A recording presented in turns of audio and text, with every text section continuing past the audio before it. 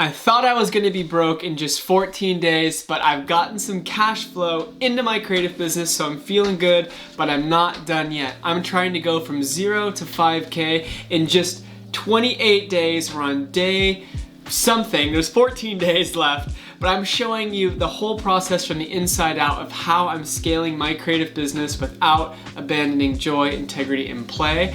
I want to show you exactly what I got going on in this moment right now, and hopefully you can be inspired by what's going on in my business. Let's take a look. Alright everybody, so if you're new here, my name's Kev. I'm a recovering perfectionist, and I'm sharing all of my experiments that I'm implementing into my creative business this month, all the mental frameworks that I'm trying to incorporate into my life, and all the actionable insights that might just help me grow my creative business from the inside out, and it seems like it's working. So hopefully if you see that I can do it, you'll be inspired as well. So let's dive straight in.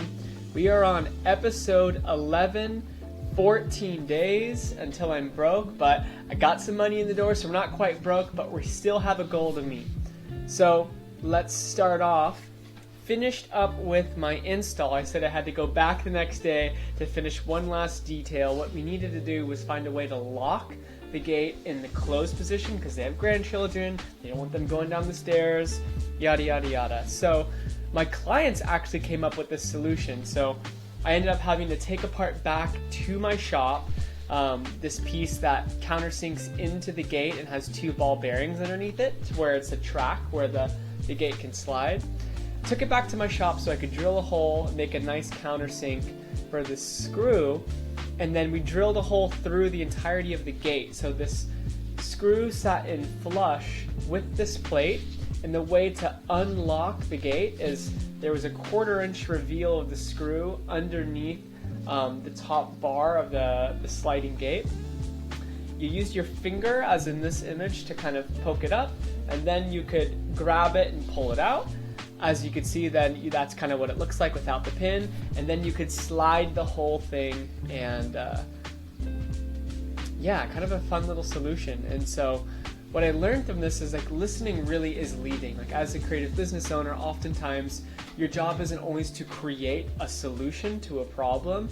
Your job is really to intently listen to what the way that everyone relates to the problem is what you're listening for, and in giving that space to be a deep listener, you're allowing yourself for like the best solution to naturally arise, because when you stop trying to force your idea onto a situation, we welcome ideas from any angle, which this is a collaboration, you know. As much as it can get tricky to let clients into the process of design too much, there really is something to be said about taking the back seat, creating the space to lead into the possibility of arriving at a solution. Asking the questions, how do you think we should solve this? Would you rather have this be something that you see or not see, you know? And we also slept on it overnight, so that created a tremendous amount of possibility for some really benevolent way of solving this problem to arise. So my clients came up with this, and I thought it was a great solution. So listening is leadership. The more you can listen to your clients, the more you can listen to what the project needs, the more we create space for a solution to arise that we couldn't see to begin with. So, got paid another $500. That's great, not a lot, but you know, we're up to $1,650. Kind of moving slow. It's the 18th of the month. We got $1,650 in the door, $3,350 more to go. So what do we have in the pipeline? Well, next up, there ain't nothing like a truck. I'm doing a stainless steel truck rack for a good buddy of mine. I'm going to try to build this whole thing out in today, Saturday, and Sunday, just 2 days, and have it installed Monday afternoon. That'd be my goal, just to bust it out. It's a good buddy of mine, fun little project, done work for him before, lots of trust there, he just kind of lets me do my thing. So I just quickly drafted up this model in my 3D modeling program, sent it over, and he's like, do it, go ahead. So just great to have people that have that trust. You've had that camaraderie. I've done a handful of projects for him. And some reflections to that were really powerful for me this week, involving shame and marketing. I really started to feel that like my capacity to confidently market myself as an ambitious creative is inextricably linked to the amount of shame I feel around how I think things should be. Example, I think I should be more successful than I am. That statement holds a lot of shame because I don't accept myself and accept the way that things are because I think it should be different. And because I think it should be different, I'm not going to market myself because it's like, well, woe is me. What's the incentive? It should have been different anyways. The way that we self-shame ourselves for not having the things that we want is usually the actual lock to getting things that we want. But we avoid feeling the shame. I know I do. So I've really been leaning into like, okay, what does that shame feel like in my system? How can I really listen to what it says, have it point the doorway to where I can become more free? So this week, as I've learned that like the more that I can accept and feel the shame and pass it through and out of my system, the more I'm like, okay, what do I need to do? All right, get a post up, call that person back, and I can do those things, no pun intended, shamelessly, because I can be more confident. The fact is like, well, this is where I am now, and this is the next step that I want to do. So I'm just going to embody that and go do it, you know?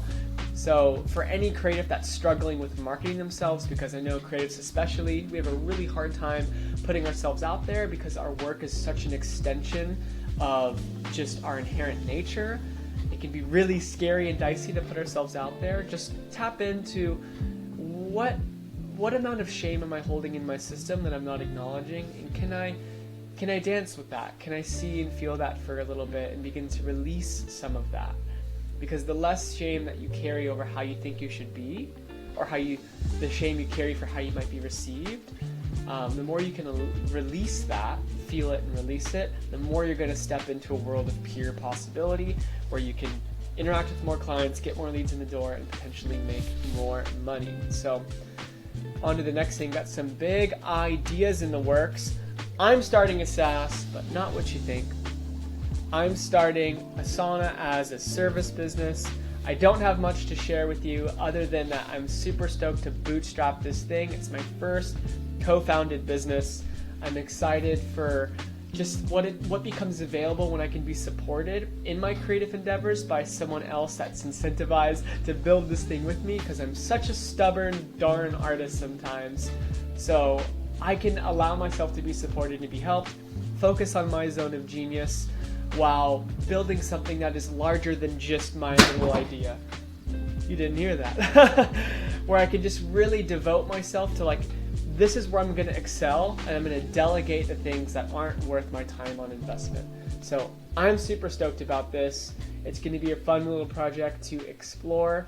So I'm excited to share that whole process with you guys. So that's what I got for you today. No sketch today. It's been busy. I've had a lot going on. I'll sketch later today, I promise. But in the meantime, I can't wait to see you guys in the next episode. Ciao.